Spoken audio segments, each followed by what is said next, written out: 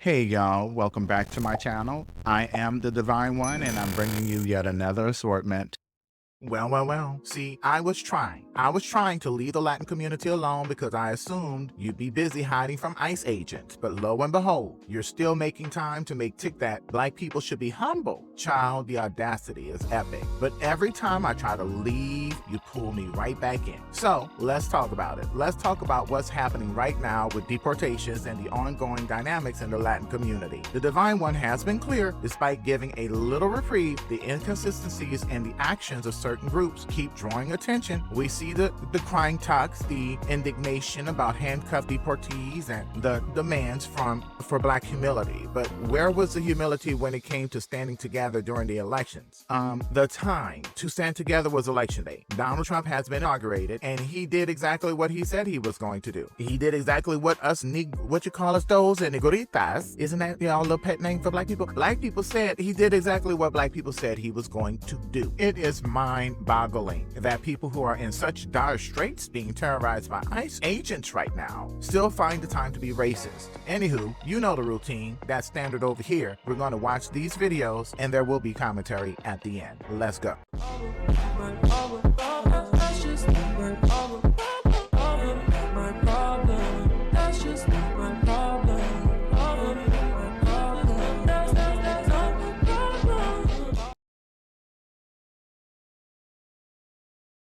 Girl, I swear I love you. And this is coming like from something really deep in me because I love strong people like this. There's not a lot of strong people like you anymore, and the few that are there, I just want to be around those people because these people are not fake.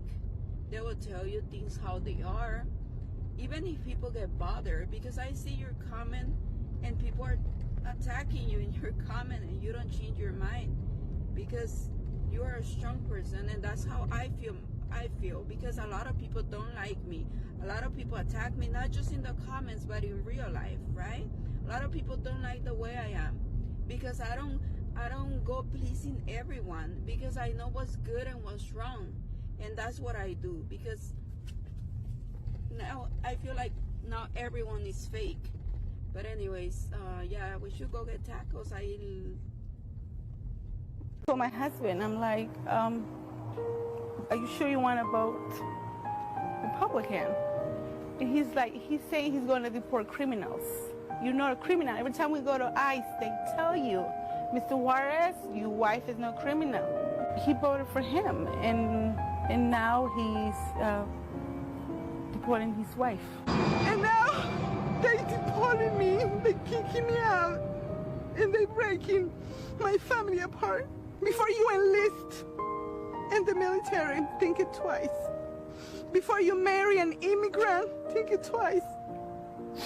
Think it if it's really worth for you to sell this country.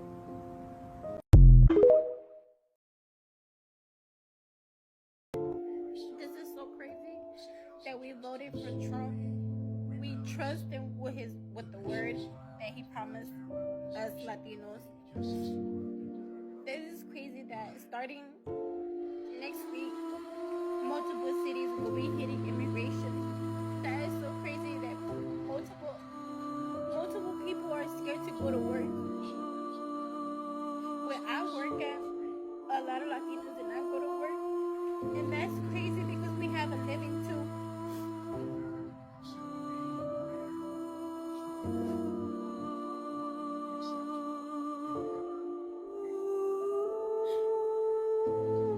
I hate that I voted for him. Now I'm so scared for my family and your family. Y'all, we need to come together and do something about this. This is so crazy that we voted for Trump.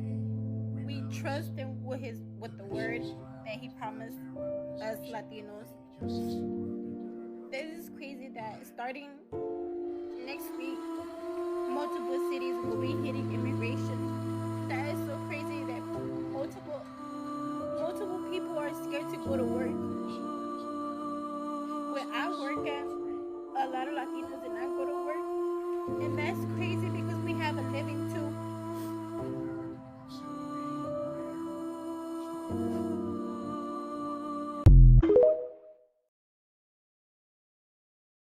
photo right here, guys. That's a nice family right here. Ready? 1, 2. That's a great family. Here we go, another one. Yeah. Awesome. Thank you. Where are you guys from? Colombia. Colombia? And you stand with Trump. What do you say to someone that says Trump doesn't like Latinos? Trump is family. Yes, yes. De familia. Yeah, Trump is la familia. Yeah, it's protection for USA. Okay? Well said. God bless you. We don't want communism here. Things are getting crazier. Even if you're in the country legally, in legal status, you now can lose that status and be deported. Just a few days ago, the Trump administration completely shut down all parole programs in the United States. And the extreme part of that is that there was another order that came the next day that says that migrants from Haiti, Cuba, Nicaragua, and Venezuela who are currently inside the United States in legal parole status could lose the status any day now. We're talking about over 1 million people that came here during the previous administration with legal parole. In addition, Trump canceled previous executive orders specifically focused on AI professionals that are coming to the United States. People that have O1, EB1 visas, national interest waivers could potentially lose those visas if they decide to do so now. If you have any of these statuses, speak to an attorney right now. Deportaron a 4 amigos que venían de trabajar de San Antonio. Pero ponga atención en algunos detalles del por qué se llegó hasta estas instancias. Mis amigos fueron a trabajar a San Antonio de lunes a viernes y cuando venían de regreso para Houston, un policía los detuvo por alta velocidad. Y aquí es cuando se pone un poco tensa la cosa porque el policía se da cuenta que traían un sticker también vencido. Y cuando les comienza a hacer preguntas a los 4 camaradas, ninguno de ellos sabía hablar el inglés. Y lo peor llega cuando él comienza a pedir identificaciones y solamente el chofer traía identificación y la traía vencida también. Entonces el policía comienza a sospechar de que algo no cuadraba con la situación según él.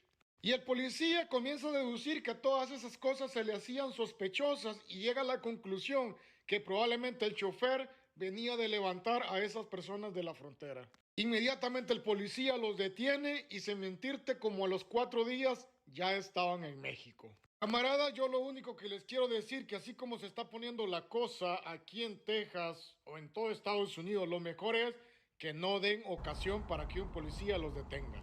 Chequen bien su vehículo, que traiga todos sus stickers, las luces, que todo le funcione bien. Y traten de andar por lo menos una identificación en su carro. Cuídense. The orange man is not trying to lower any grocery prices right now. But you know what he is doing? Getting the Mexicans up out of there. Surely is. Picking them one by one before they enter the school. He's not wasting no time. Did y'all think he was bluffing? Did you think that if you actually fucked around, you wouldn't find out? That's wild. Now, there are some people who decided to leave on their own. I commend them. It's better than being uprooted forcefully. People coming in and destroying what you've built. I get that. Some people are like, oh, I've been here 16 years. I've been here. I built a family. I bought land. I done. Trump don't care about none of that. He like, you been here 16 to 17, you out. That's one too many in his eyes. I don't even want to be that person who be like, I told you. But like I told you, we tried to tell y'all. This morning I went to McDonald's. I said, hey, where is so-and-so? The lady said, yeah, she gone. I said, no. She said, yeah. I said, damn. I will never understand the amount of people who voted for him in that community. But what I do understand is there are a lot of jobs right now looking for people to hire. So all of you who were bitching about not being able to find employment, there you go. McDonald's is definitely hiring. Because, sisters, listen. I want y'all to really, really listen to me now, okay? Because this is real. We said that we were going to sit our asses down, right? Look, and I know that what's going on out here is really fucked up, okay? Especially when it comes to these babies being taken away from their families and things like that. I get it. I heard a sister say that she's a teacher, and she was saying, you know, they can't come get my babies. I work too hard, this, that, and the other. Now, Granted, I understand all of that, but this right here is not our fight. It's not. It's not. And I feel so bad because the human and mother and just doing what's right in me. Listen, you want to help. You want to help. And I understand that. We can't do that. We can't. It's nothing we can do. This is not our fight. I'm not going to go and talk about, because I've heard a couple of people saying, well, they didn't help us when we was in trouble and da-da-da-da, and we're not going to help them. That's not what we're doing. That's not what we're doing. We're going to see how all of this plays out, okay? And the only thing that you can do, especially to my black sisters that are teachers, the only thing that you can do is when they come and do whatever they're supposed to do, just do your part. That's all you can do. Just do your part. And try not to let your feelings and emotions get in it, because you're going to lose. You're going to lose. This is not our fight, y'all. We got to calm down and think about what's going on, especially with us. Okay? I'm not saying that I don't care about that, but that's not my main priority. You understand? It's not. I want to make sure that we are okay as a people, because see, stuff is being done to us too. Let's not forget, okay? So, like I said, I understand, the humane part of you wants to help. They're babies. They're little ones. That would break my heart, but I understand. See, when you're dealing with that up there, what's that? What's the address? 1600, whatever the street is. Okay. When you're dealing with folk like that, yeah, we just got to mind our business. That's it. We just have to mind our business. That's it, okay? And some of y'all may feel some kind of way, and that's fine, because we all have opinions and differences. This is just how I feel, okay? So, yeah, I just want to come on here right quick and, get that out. All right, y'all. Sisters.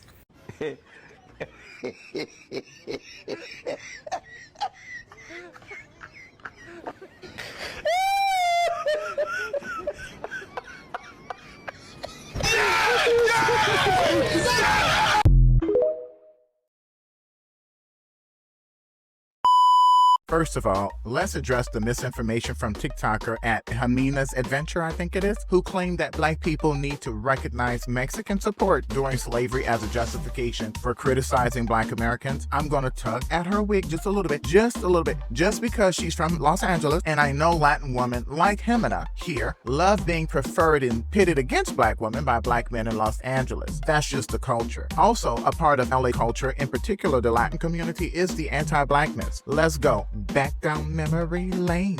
In October 2022, a leaked audio revealed a Los Angeles City Council President, Nuri Martinez, making racist remarks about the black son of a fellow council member. The conversation, which included other council members, contained offensive comments and led to significant public backlash. The leaked audio recording involving members of the Los Angeles City Council in 2022 exposed not only racist remarks, but also discussions that reveal intentions to manipulate political power and district boundaries in ways that could marginalize black voters and dilute their political influence. Let's look at some key points from the audio, shall we? Redistricting for political gain. The conversation included efforts to redraw district lines, gerrymandering, to benefit Latino political power while undermining black political representation. This involved consolidation of or dispersing black voter blocks in certain districts to diminish their collective influence in elections. What about number 2 here? Undermining black representation. Specific comments suggested a disregard for protecting what you're requesting now, for protecting the representation of black communities in Los Angeles politics. For example, there were disparaging remarks about black leadership and efforts to reduce the influence of black council members. And here's another little key bit of information from that recording: suppressing alliances. How do you suppress an alliance? The discussion implied a strategy to weaken alliance between black and other minority groups, such as progressive coalitions that include black voters, to consolidate power for Latino politicians. The public outrage that followed these revelations led to resignations and intensified calls for accountability, reflecting broader concerns about racism, political ethics, and voter suppression. This scandal also highlighted the systemic challenges Black communities face in maintaining fair representation within local government. Martinez subsequently resigned from her position as council president. The incident prompted widespread condemnation and calls for accountability within the city's leadership. In the aftermath, the Los Angeles City Council held meetings to address the situation and discuss measures to prevent such occurrences in the future. In October 2024, the Los Angeles City Attorney's Office announced that it would not file criminal charges against 2 individuals investigated in connection with the unlawful recording of the conversation. Despite evidence suggesting a crime may have been committed, prosecutors found insufficient proof to meet the constitutional standard for criminal charges. Maybe that's why him and I had to go back to slavery to show the last time the Latin community did anything for Black people. But first, let's clarify the historical record. While it is true that Mexico offered refuge to some escaped slaves, Mexico was not exempt from participating in the transatlantic slave trade. African slaves were brought to Mexico by Spanish colonizers as early as 1519 to work on plantations, in mines, and other labor-intensive industries. Veracruz became a major entry point for enslaved Africans, and their forced labor contributed to the development of Mexico's economy. While some Black individuals escaped to Mexico and found freedom, it is crucial to note that Mexico's role in the slave trade complicates the narrative of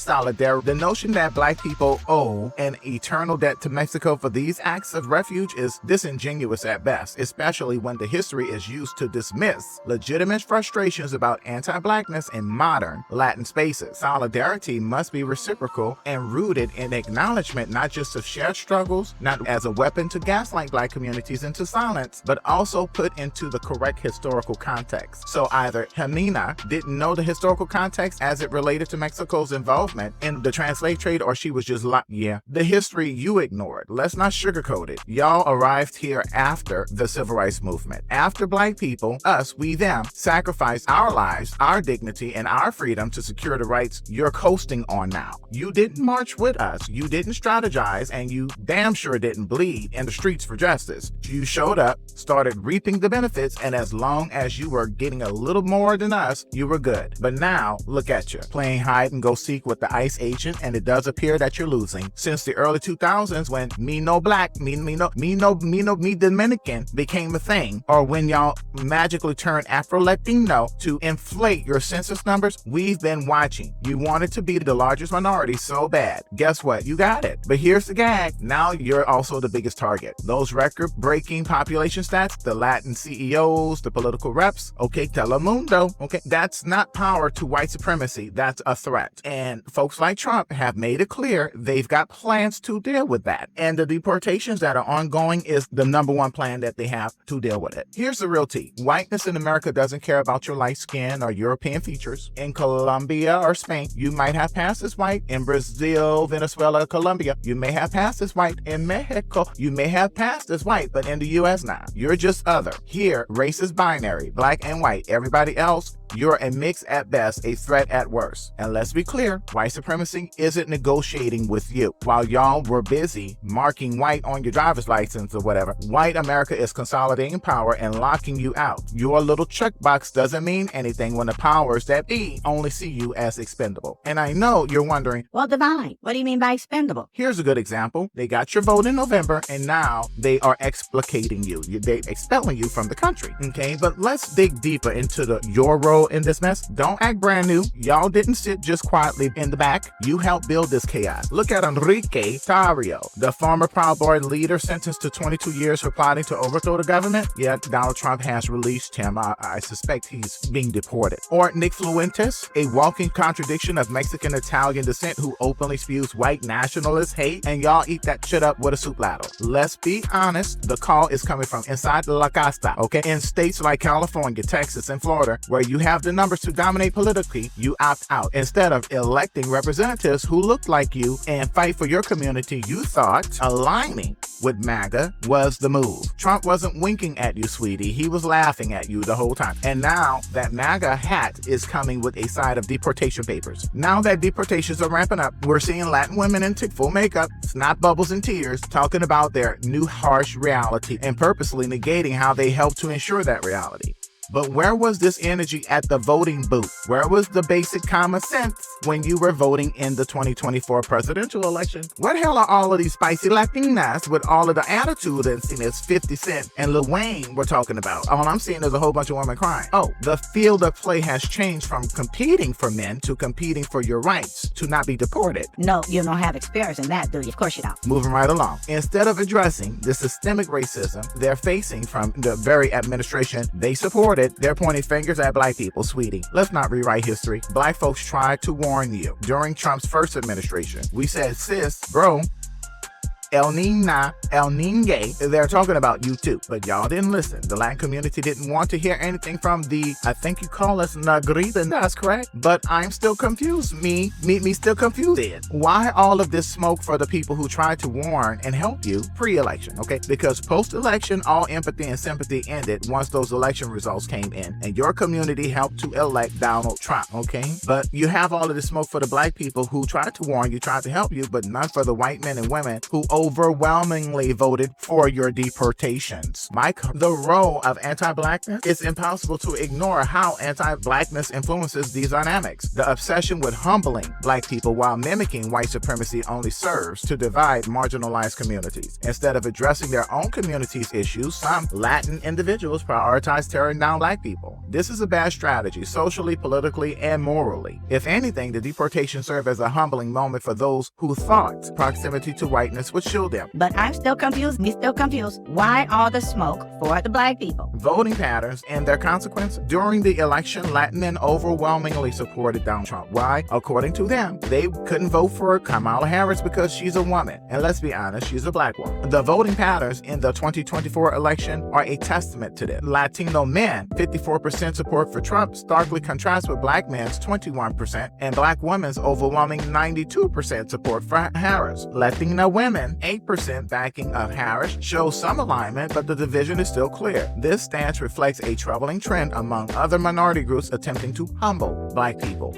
while conveniently ignoring who's stuffing them into buses and planes for deportation. Let's be real. It's not black folks deporting you. It's not the LGBTQ community deporting you. It's the same white community you're so eager to align with, the same community whose racism and homophobia you mimic. Deportations in denial. Brazil is outraged over their citizens being deported in handcuffs, calling it a blatant disrespect for human rights. Meanwhile, Colombian President Gustavo Petro has outright refused to accept U.S. military deportation flights. And Madame President Claudia Sheinbaum Pardon is not playing no games. She is returning Trump's energy. Mexico has begun deporting illegal Americans back to the U.S. These countries are stepping up to protect their citizens' dignity. But here in the U.S., many Latin individuals who supported Trump policies now face the consequences of those decisions. The irony is palpable. Those who voted for the administration facilitating these deportations are now crying foul. Lessons for the black communities. For us, the lesson is clear. Stay on code. For instance, let's point out the black teachers and advocates going above and beyond for immigrant communities who don't reciprocate the support. Protecting students is one thing, but putting your livelihood on the line for groups that openly disrespect you is another. Black communities have consistently shown solidarity, but it's time to prioritize our interests, and self-preservation is number one on that list. Now, I'm just going to be real. I'm laughing. I came across many talks where some folks in the Latinx community were saying, oh, black people, you shouldn't be laughing because after they're done with us, you're next. And to that, I say, sweetheart, let's get something clear. Black people were never next. We've always been first on the list